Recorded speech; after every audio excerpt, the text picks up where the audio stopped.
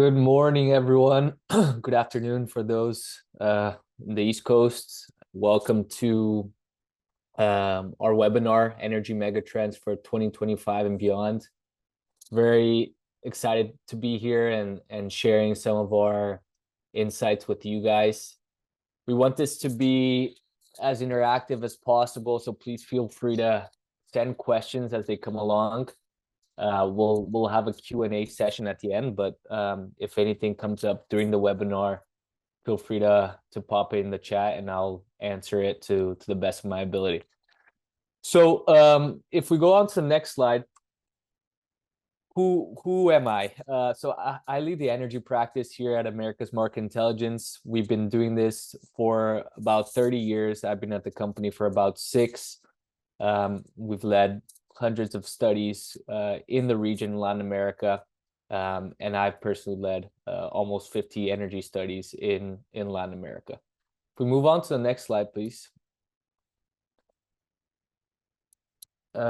Next slide, please. There we go. Oh, so there's 5 major mega trends that we'll be focusing on for the next hour. Number 1 is the training of generative AI models will massively increase electricity demand in certain markets in Latin America.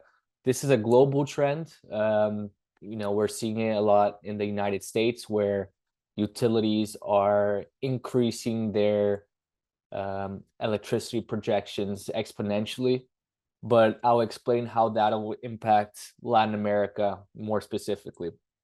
Trend number 2 is that front-of-the-meter battery storage, so utility scale battery storage, will only really be successful in a few countries within the next couple of years. That includes Chile, Puerto Rico, Dominican Republic, and perhaps if the policies are put in place, if regulation is approved, Brazil and Mexico as well. Number 3 is that Latin America will become a major exporter of feedstocks for renewable fuels. This is already happening to an extent with animal fats being exported to the US and Europe to produce sustainable aviation fuel and renewable diesel.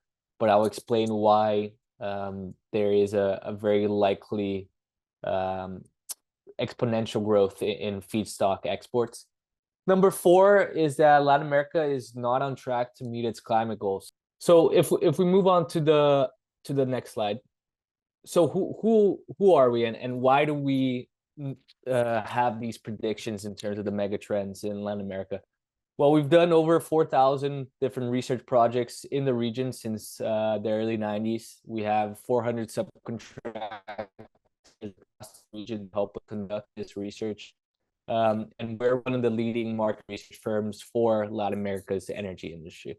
If we move on to the next slide, please. These are some of our clients we've worked with in the past. As you can tell, some very high caliber clients, and we're happy that they continue to trust us with their business strategy. If we move on to the next slide. These are just some of the service lines that we have, from opportunity benchmarking to market sizing and forecasting to creating your go-to market strategy. Really, it's tailored for whatever the client needs. And at the end of the day, it's helping companies make market-facing decisions in Latin America when it comes to their energy investments and their energy strategy. If we move on to the next slide, please. So before we dive into the mega trends, we got to set the regional context, right? As you'll see in the following slide, the region is still quite delayed when it comes to the energy transition. There's a large dependence on fossil fuel revenues to balance countries' budgets, which means that governments are going to be more resistant to transitioning away from oil and gas. But the reality is that companies that invest in the energy transition early and aggressively will have a first mover's advantage. The region has very aggressive climate goals. It has long-term US dollar PPAs as potential offtake agreements to sell power. And there's a pretty incredible amount of renewable resources, both solar and wind, in most of these countries that serve as tailwinds for the transition. In this slide, there's quite a lot here, and I know a lot of you guys asked. We'll definitely share this deck after the fact so that you can look at it more closely. But the main takeaway is that we broke down for each of the major markets the current growth opportunities, which are those in green, those that will likely be attractive in 1 or 2 years, which are in yellow, those that will be those sectors that will be attractive in 5 to 10 years, which are in blue, and then those that are being hindered by policy or state interference, essentially. So as you'll see, battery storage, which is one of the mega trends in this webinar, is something that is doing very well in Chile, both standalone plus hybrid, so solar plus battery or wind plus batteries. But in most other markets, it's not really an opportunity. Similarly, feedstocks for renewable fuels, that's a very good opportunity in Mexico, which has abundant amount of waste and residue that can be used to produce sustainable aviation fuel and renewable diesel. And it's very close to the United States, so you can truck it or send it via train, and it lowers the life cycle emissions of those feedstocks. There's very good opportunities for grid and power equipment companies. We're seeing grid modernization. We're seeing new data centers come up. We're seeing new electricity supply, and that's creating a lot of demand for equipment such as transformers, UPS, switch gears, all those different types of electrical components that are necessary to transform an energy grid. We move on to the next slide. One of the big reasons why we're seeing this delayed transition in Latin America is that the high interest rates are shifting capital elsewhere. So we're seeing with the US, the IRA, it's one of the most transformative climate legislations ever passed, if not the most transformative climate legislation. And that's subsidizing a lot of energy projects.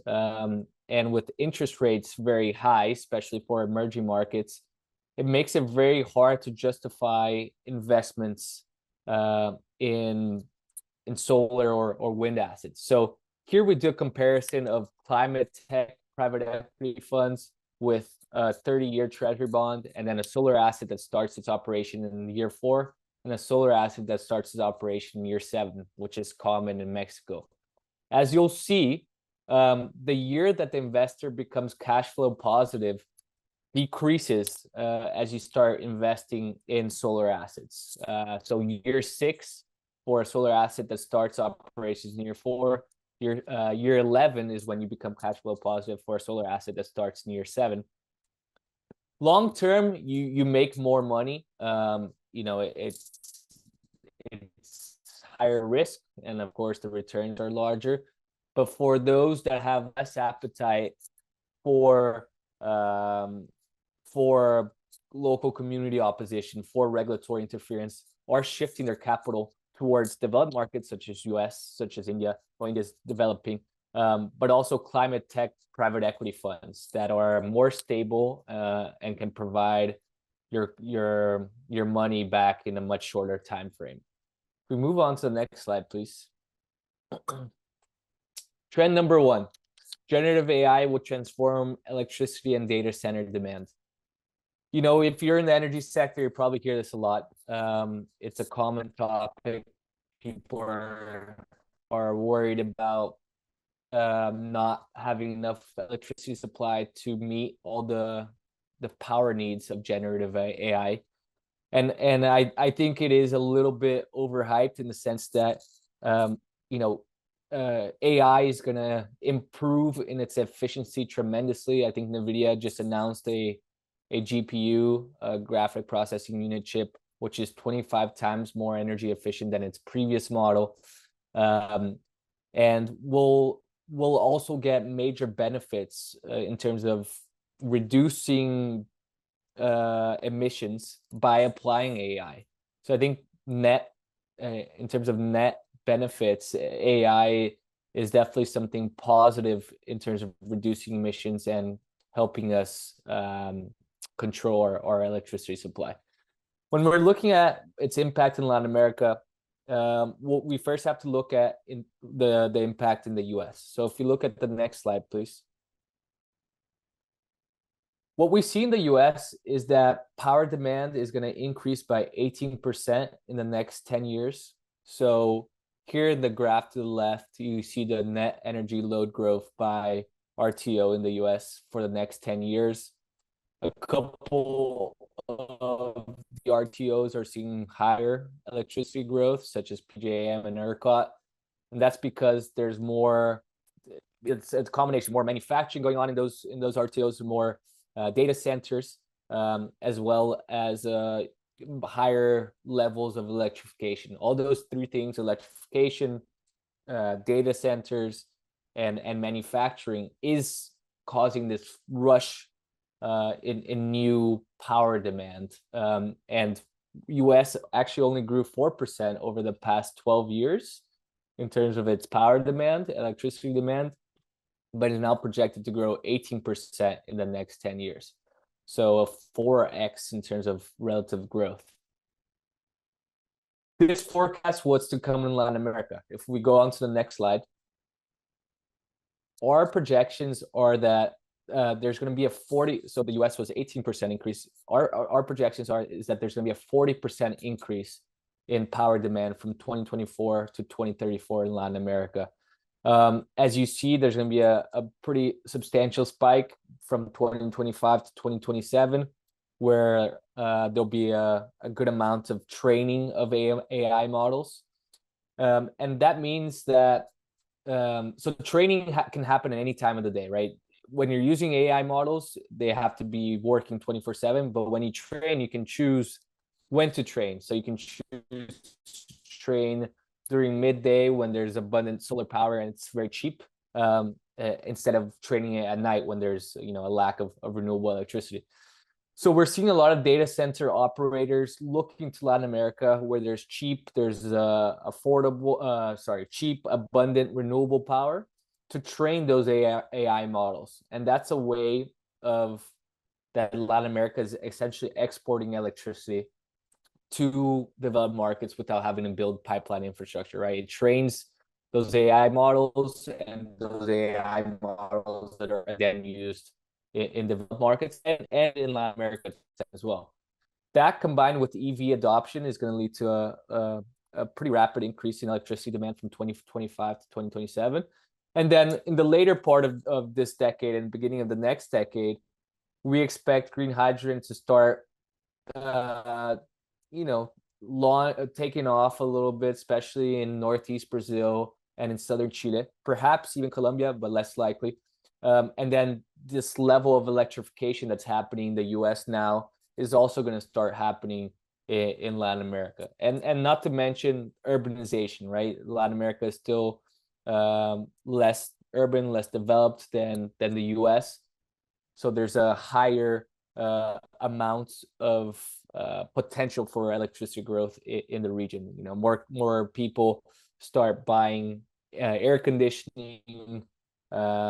People start to live in bigger houses that use more electricity. All of those things are going to contribute to this 40% increase that we expect in the next 10 years. If we move on to the next slide,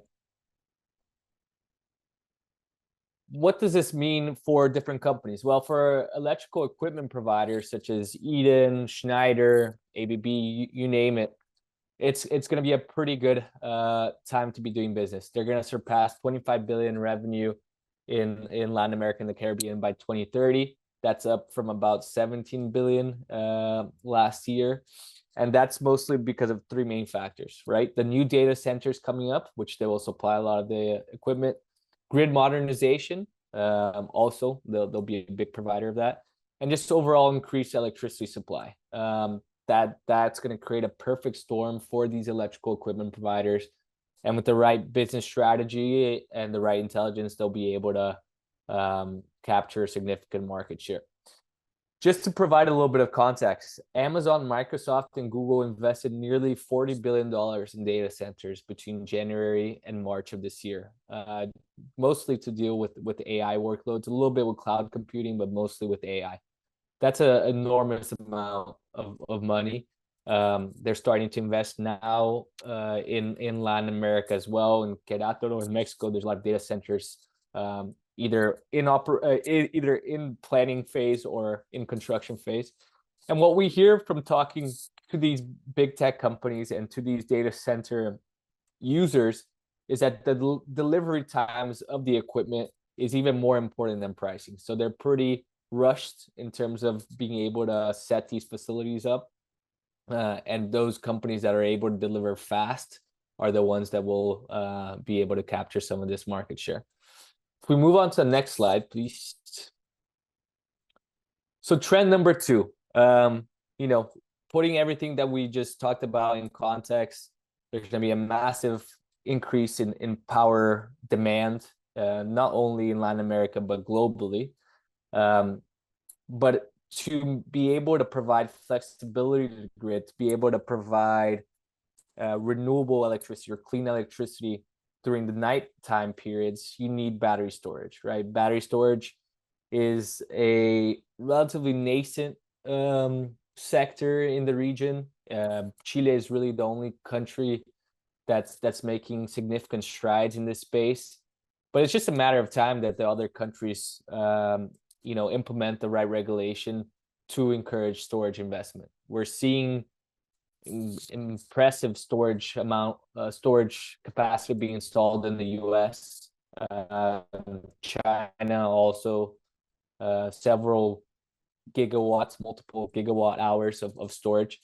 And then Chile now is starting to do the same. So if we move on to the next slide, just to provide a little bit of context, Chile just passed its capacity payment for storage assets, which provides a contracted revenue, fixed revenue for its storage assets. It's the first country in the region to do so, and that's definitely going to accelerate its large pipeline of storage projects, especially standalone storage projects. When we look at other opportunities outside of Chile, Dominican Republic, they have a decree that requires solar assets or wind assets above 50 megawatts to have a storage component. We've been hearing from developers in the Dominican Republic that the remuneration for those storage assets is not very clear. Most of it is done via energy arbitrage and the spot market. So you're sort of dependent on those prices to make back your investment. And that's why we're seeing a little bit of a delay because of lack of clarity on the types of remuneration for storage assets in the Dominican Republic. And Puerto Rico is actually doing some movements towards installing storage projects. The Puerto Rico Energy Board just issued an RFP for, I believe, 50 megawatts of storage capacity. So there's different companies submitting proposals for that. And Puerto Rico, being an island, is quite dependent on solar, and will need storage to balance that grid and provide power during the night. What we're seeing in the two largest markets, Mexico and Brazil, is a bit disappointing, to be frank. Mexico, there's no regulation for storage. The only real projects there right now are behind the meter, so smaller scale storage assets, where you can actually make a decent amount of money because there's demand charges that companies that install storage are able to peak shave and reduce those demand charges and just increase reduce their electricity bills. And then there's an expectation that the next president in Mexico, Sheinbaum, may pass legislation focused on storage. Still too early to tell, but if she does, that's going to be a very fast-growing market. And then in Brazil, you know, similar to Mexico, there's no storage regulation, at least for front of the meter. So most of the projects are focused on behind the meter, smaller scale, targeting commercial and industrial companies. But there is a power reserve auction. So an auction in which companies bid to provide reserve power in case of increase in peak demand. And there is talks about storage potentially being included in that power reserve auction. The Ministry of Energy actually mentioned that it was going to be included, but what we've heard from talking to different sources is that the ANEL, which is a regulatory agency, is not moving fast enough to issue the technical norms needed to include storage in the power reserve auction. So a little bit technical there. But what the biggest takeaway is that Mexico and Brazil don't yet have the regulation, but once those are in place, they're going to be big markets with a lot of opportunity. So if you start establishing groundwork there, establishing connections, creating a business plan, once the regulation does activate, you could be in front of your competitors. Move on to the next slide. Oh, and I see there's a question here from Luis Carrasco. Is solar generated distribution in the residential sector happening now in Chile, or is solar more on the utility sector? So if I understand your question correctly, Luis, you're asking whether solar is happening more on the utility scale or more on the residential sector. Well, it's happening in both. For those that follow Chile, they've had a very successful PMGD scheme, which is a distributed generation scheme, where they provided incentives essentially for distributed generation, residential solar, which made it very attractive for people like me and you, as well as companies, to install solar assets below 9 megawatts, right? 9 megawatts was the limit. That regulation paid the installers of solar a fixed fee for every hour that they had that solar capacity generating.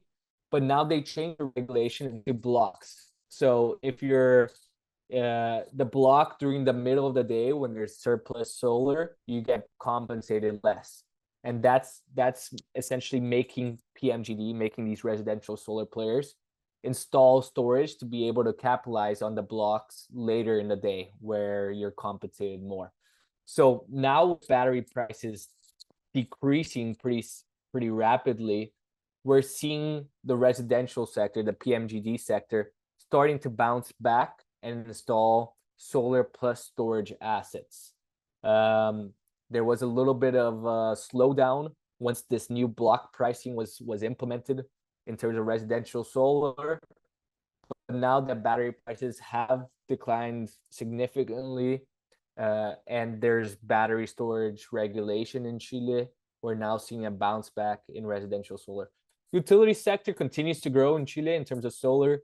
You know, it's one of the lowest power prices in the world because it has such good solar radiation levels, especially in northern Atacama. But most of the solar assets being installed in Chile are going to have a storage component. Standalone solar, just solar projects are a little bit less competitive these days. The market's pretty saturated. So having a storage component to your solar asset is the way to go when we're talking about Chile. You asked here also if there's regulation behind the meter in Chile. I'm guessing you mean for storage assets. Yeah. So there is a decree that allows for storage assets to be paired with solar behind the meter, but they're still waiting on more clarity on the type of remuneration that those storage assets are going to get. But we'll probably see that in the next couple of months. This is just a reminder to keep asking questions. I'll answer them as they come along. Thank you for that, Luis. So the reality is that the storage capacity in Latin America is pretty minimal right now. As I keep saying, Chile is the only country with any significant strides with around 338 megawatts of storage capacity installed, which translates to about 1.3 gigawatt hours of operating storage. That's followed by Puerto Rico, 84, Brazil, 30, and then the other countries below 30. In total, Latin America has 505 megawatts compared to 16 gigawatts in the US. So just 3% of the US size. And what's even more impressive is that the US is expected to double this year to 32 gigawatts. Most of the US battery installations are happening in CAISO, which is California, and ERCOT, which is Texas. But it's starting to be widespread to other markets as well, the Midwest, Southeast.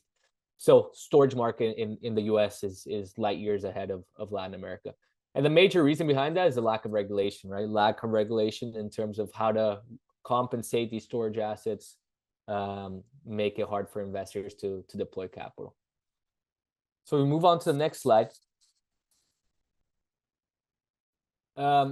What's so attractive about Chile, especially now, is that they passed a capacity payment. So essentially, a capacity payment is a contracted revenue for battery storage operators. The exact price is still not yet defined, but it's estimated around $8 per kilowatt month.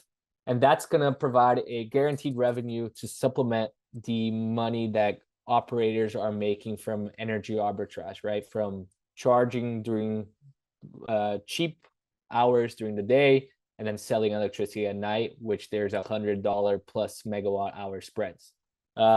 Here to the left, you see the top 5 IPPs with the largest battery storage pipelines in Chile. AES is a clear leader, but there's a lot of other major companies, big names, that are already investing in storage in the country.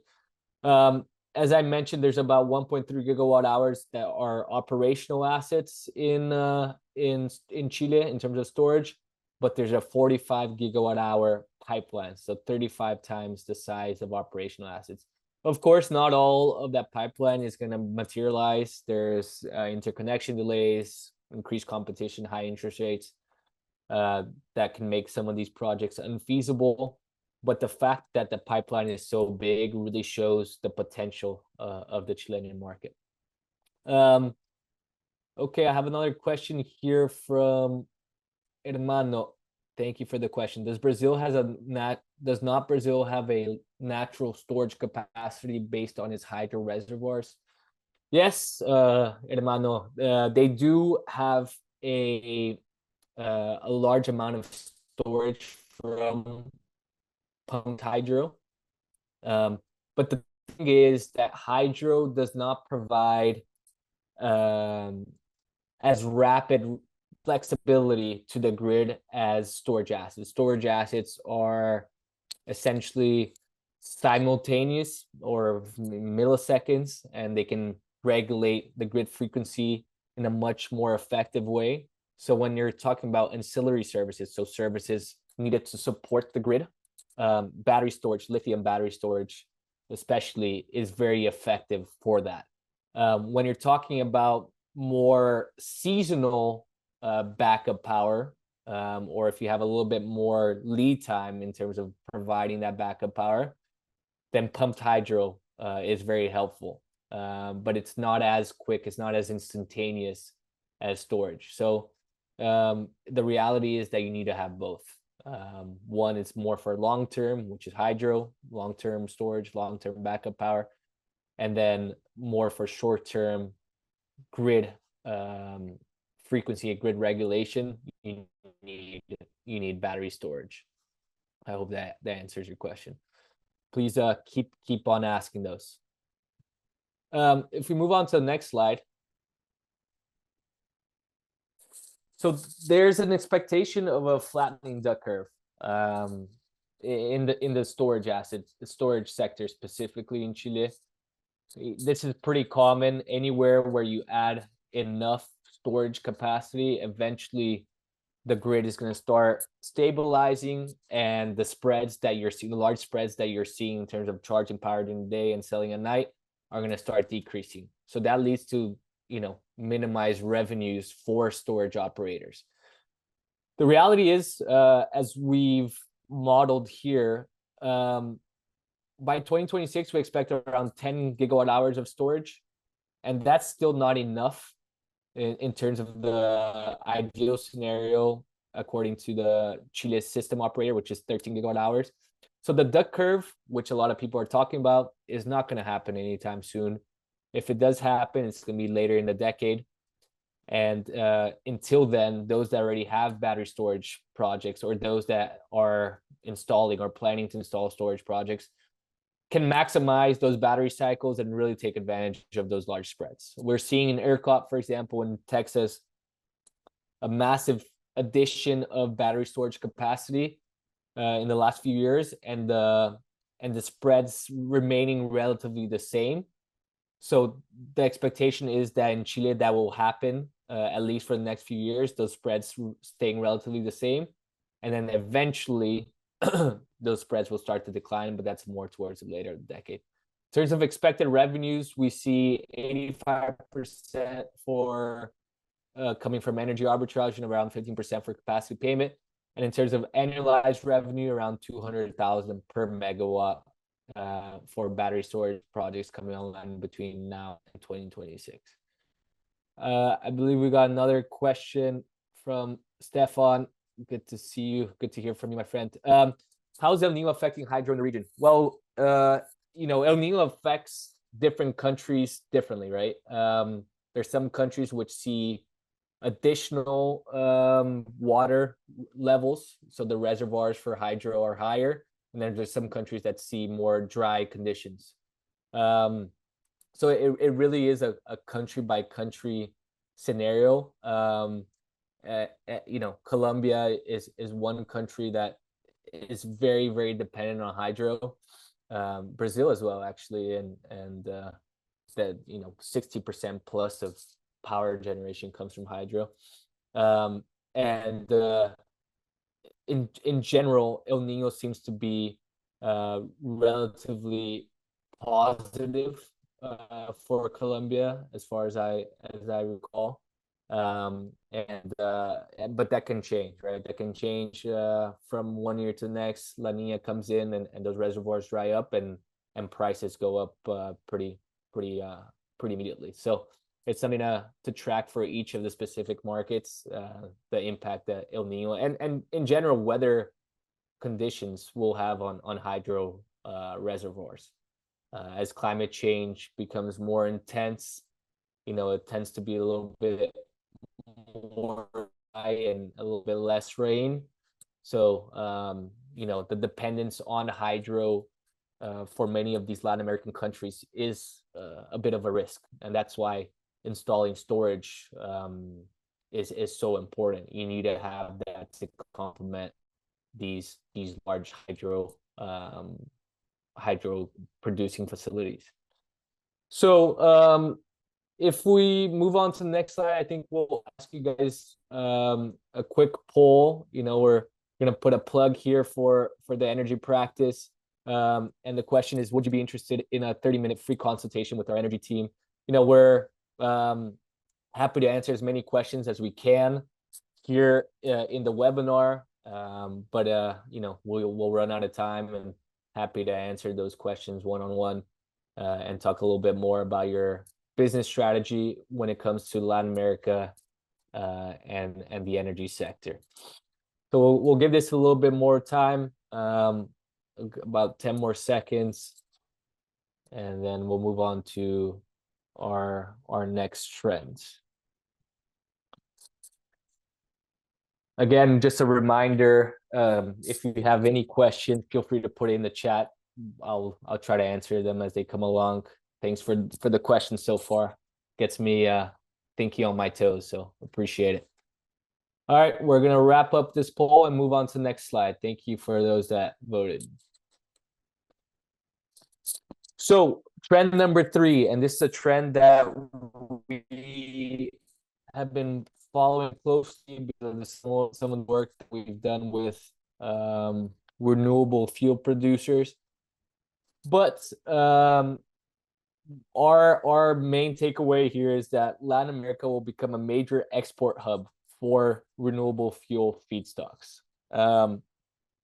what does that mean? So for those that don't really follow the renewable fuel space, the major renewable fuels are sustainable aviation fuel, or SAF, or SAF, and depends how you want to call it, which is essentially a cleaner type of fuel for airplanes, which account for around 2.5% of global emissions. Renewable diesel, which is used for trucks and other types of heavier forms of cargo or logistics. It's actually, renewable diesel is actually used by the majority of large vehicles in California already, but that's by far the most advanced market in the world. And then, we also consider hydrogen and renewable natural gas as renewable fuels, but that's a whole kind of another sector. But what I'm saying here is that Latin America has the feedstocks and has plenty of the feedstocks to produce these fuels. Unlike, your conventional oil, which comes from fossil fuels in the earth that you have to drill and extract. The feedstocks for these renewable fuels come from your ordinary waste and sometimes from seeds, crop-based oils. So if we move on to the next slide, Latin America has an abundance of those feedstocks. A big one is used cooking oil, so what's left over after you cook, that can be turned into fuel. Animal fats, which is fats left over after processing cattle and poultry. There's also palm oil, which is a little bit more controversial, soybean oil, as well as some forest residue and other agricultural oils. It's a region that has not only plenty of feedstocks, it's very cheap compared to the US. Some markets have very good infrastructure to transport it to Europe or Asia or to the US. So they're very well positioned in terms of logistically.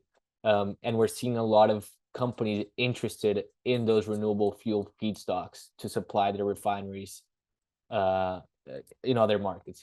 There's very few I'll talk about these, but there are very few refineries for renewable fuels in Latin America. But in the US and Europe and Asia, there's plenty of them that are coming online in the next couple of years. If we move on to the next slide. One big thing that we've been hearing is that if President Trump is elected, there may be tariffs imposed on used cooking oil coming from China. And used cooking oil is used a lot to produce renewable diesel and sustainable aviation fuel, especially in Europe, but also in the US.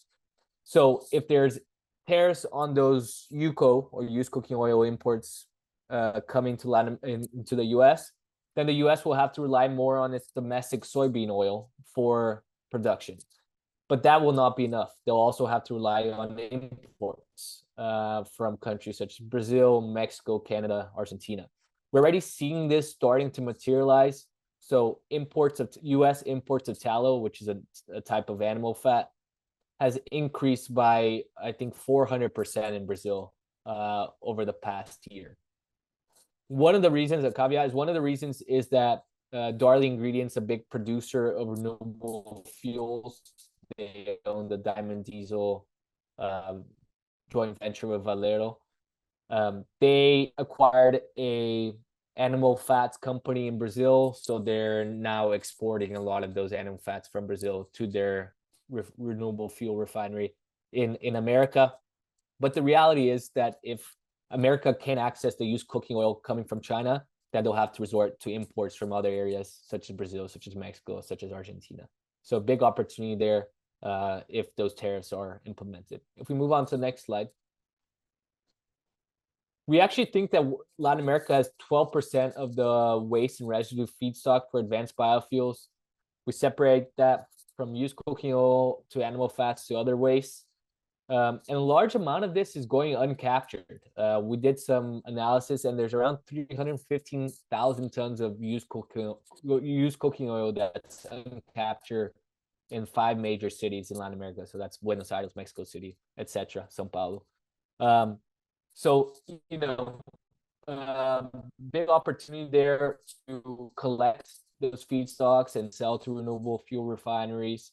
We're seeing some smaller players starting to come together and aggregate and create more sophisticated operations of collection, but still quite fragmented in terms of how these companies go about collecting these feedstocks. And there's an opportunity for a well-functioning company to come in and sort of merge all of these things together and consolidate the collection process. We move on to the next slide. So Latin America actually has a couple of announced sustainable aviation fuel plants. There's one from Mubadala, some from Omega Green. And if all of these plants materialize, which is a big if, because there's high interest rates, there's unclear demands still for sustainable aviation fuel. If all these plants materialize, then Latin America could be producing 15% of global SAF by 2030. This is a big if, like I mentioned, and most of these plants will be focused on exports, because in Latin America, companies and consumers will not likely be paying premiums for these renewable fuels unless imposed by law, like we're seeing in the EU. But nothing indicates that there's going to be policies that force companies to adopt a certain level of SAF in Latin America so far. If we move on to the next slide, please. Trend number 4. Reality is Latin America is not on track to meet its climate goals. And why is that? I mean, there's multiple reasons. Interest rates, the big one that I keep, repeating. But permitting delays also is a major factor. We just did a study for a multilateral development bank, the IDB, where we looked at different permitting bottlenecks, the timeline, and then specific solutions for each country. And it was very clear that permitting Latin America is holding back development of solar and wind assets. When we compare Latin America's permitting timelines to India and China, it's almost 2 times slower. So in China, it can be 1.5 years, 1.5 years from greenfield. So when you start negotiating your land until it's operational. Then in Mexico, in Latin America, we see 3.5 years. In Mexico, we see 6 to 7 years. So it's a much longer development timeline, and that leads to slower returns on investment. It leads to more problems, and that's causing a bit of not a slowdown, but it's causing less renewable capacity to be added in Latin America than what it needs. So if we move on to the next slide. There's a large pipeline of renewables across many different countries globally. This is not a Latin American issue only. So, for example, of the total utility scale solar pipeline, the percent that is under construction in the US, we only see 2%. Chile, 9%, Colombia, 3%, Brazil, 5%. So very small percentages. The difference is that the pipeline in the US is so massive that 2% is actually a pretty substantial number. And then when you compare that to the pipelines in Latin American countries, it's much smaller. So the percentages are representative of less. Of Chile, Colombia, and Brazil, there's 192 gigawatts of planned utility scale solar assets, but there's only 21 gigawatts of operating assets right now. So there's a big discrepancy between operating assets and between those that are planned. We don't really see this percentages changing much in the next couple of years, especially as interest rates stay high. It's gonna cause investors to look elsewhere to deploy their capital. We move on to the next slide. Somebody asked here if the host can send a PowerPoint. We'll definitely send the PowerPoint to all of you guys. This is actually a more simplified version. We have a more detailed version, but we didn't want to overwhelm you guys with so much data. So we'll share that, and you guys can study that or do with it as you please. Looking at renewable additions, so new amount of solar power added as of Q1 of 2024. So Latin America actually has, let's see if I can do the math here, 70 gigawatts of total installed solar capacity. And that is actually 2 times less than the solar capacity in the US. So the US has 139 gigawatts, 2 times the amount. So entire Latin America with 600 million people plus has 2 times less solar capacity installed compared to the US. Of course, US, different ball game, much more money. But still, it's shows how much we still have to do to catch up to some developed markets. Latin America and Caribbean added only 11 gigawatts in utility solar power in 2023, while the US added 23 gigawatts, so 2x. Even though the average permitting time is around the same for both regions, 3.5 years. The main difference here is that the US is implementing major permitting reforms to streamline, to make it faster, to make it easier for developers, while Latin America is really not doing anything. The only country that's sort of moving in the right direction is Chile. They have 2 proposed permitting laws that are being debated in Congress. We move on to the next slide.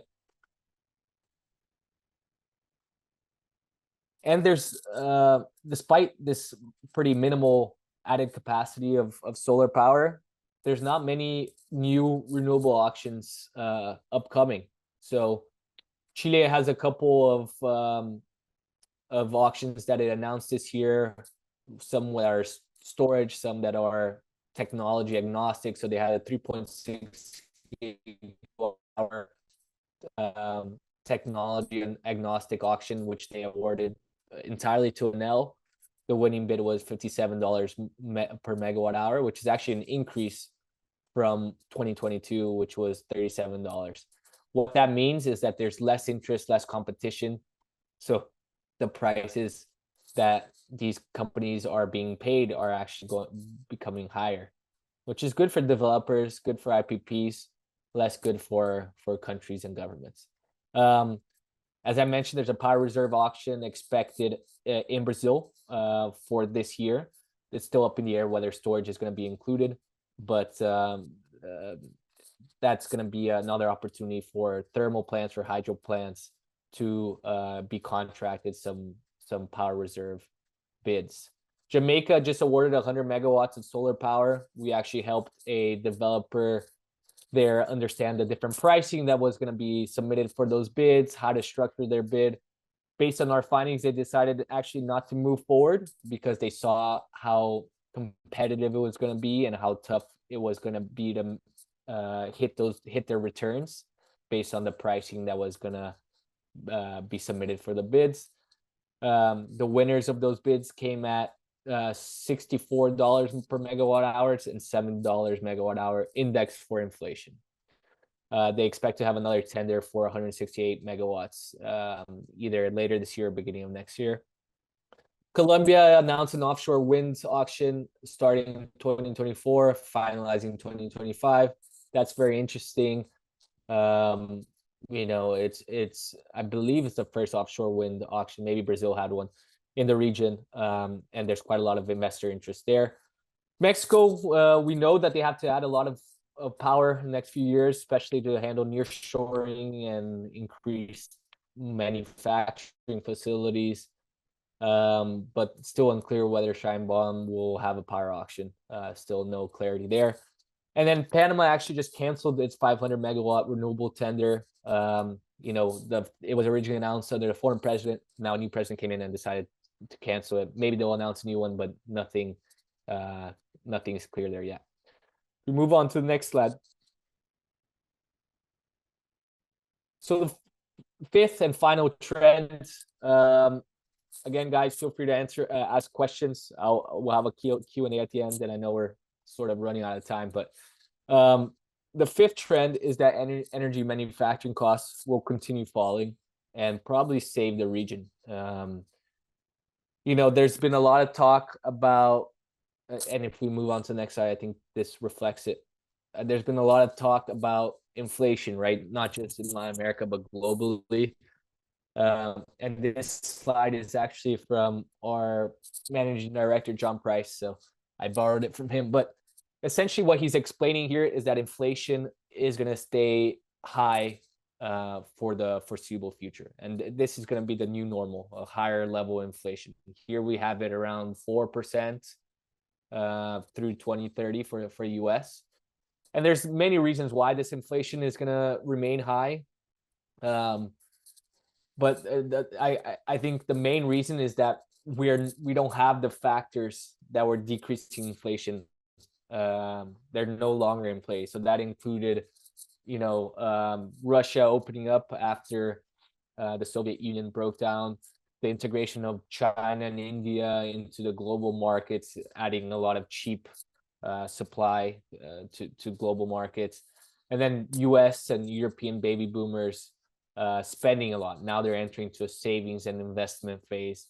And all of these things are depriving the market from capital, and it's going to cause inflation to stay relatively high for the time being. That's a big problem for Latin America. I mean, we're used to inflation levels being high, but when the interest rates remain high, it discourages capital from going into developing markets, and naturally is parked in developed markets where returns are safer and still relatively attractive. So inflation is not necessarily a bad thing. What the problem is the high interest rates and what that causes in terms of capital towards the region. We move on to the next slide, and we have a question here. Yes, there will be a video recording. Thank you, Matan, and sharing of the presentation after the fact. Last slide here is pretty simple. There's decreasing costs in terms of solar PV modules, a 54% decrease based on the cost of modules, and then a 44% decrease in terms of lithium should be ion phosphate cells. This is the average spot price in China, so the actual battery pack prices are higher, especially in other markets. But the message is clear. 50% average decrease in solar modules and battery pack prices is going to lead to better returns for developers. So modules, for example, account for around 30 to 40% of the total capex of a project. So if the modules are down by 50 to 60% in real terms, since it's around 30 to 40% of the capex, that's around 15% of overall savings for developers, and that can lead to 2 to 3% higher IRRs. And that's something that's very positive because it counters some of this increased financing cost that I'm talking about in terms of interest rates being high. What we see happening, well, we actually think that China is going to continue to have a surplus of manufacturing. They've been adding so much renewable capacity in the past few years, and they've created a massive industry domestically to supply that new solar and wind power. But eventually they're going to somewhat plateau, and there's going to be an over surplus of goods. It's already happening in terms of solar panels. And they're starting to flood the market, European and US market, with those goods. The US is also going to ramp up domestic manufacturing of clean energy supply chain. We're seeing that with the IRA. And if there are tariffs imposed by potential President Trump on Chinese goods, there's going to be an even bigger emphasis on accelerating the domestic supply chain. So the U.S. domestic supply chain increasing, China having surplus, that means there's an abundant amount of supply, which naturally leads to decreased costs.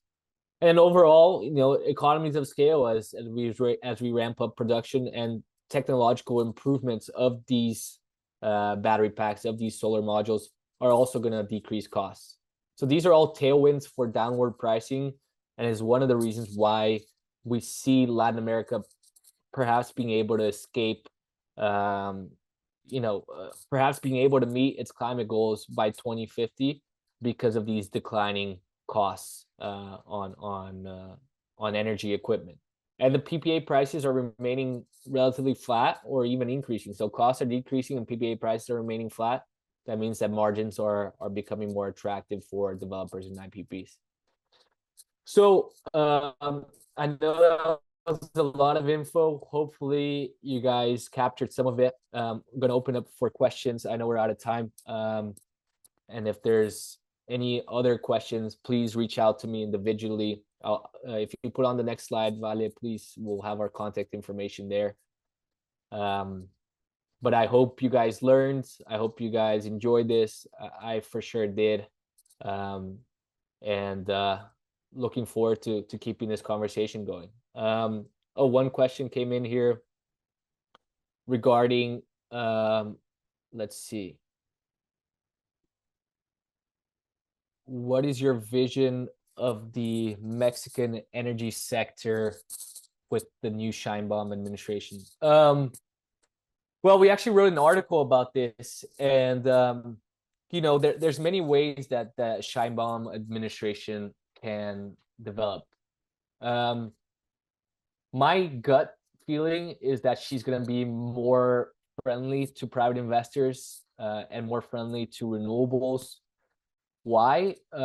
She has a history of being somewhat more climate conscious, more climate friendly than AMLO did. She recognizes that Mexico needs more power generation. She's already made those statements publicly.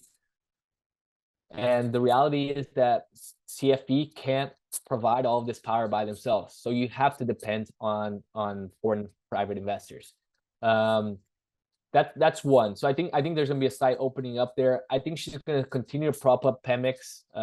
You know, Morena, which is her party, which is AMLO's party, has such a strong coalition, and a lot of it was built on this nationalistic pride to prop up state-owned utilities. It'll be very hard for her to abandon it. So it's gonna be hard for fuel distributors and other Pemex type competitors to operate in Mexico. But when we're talking about pure renewable electricity generation, you know, solar and wind, and even storage, I think there is going to be an improvement in the next few years.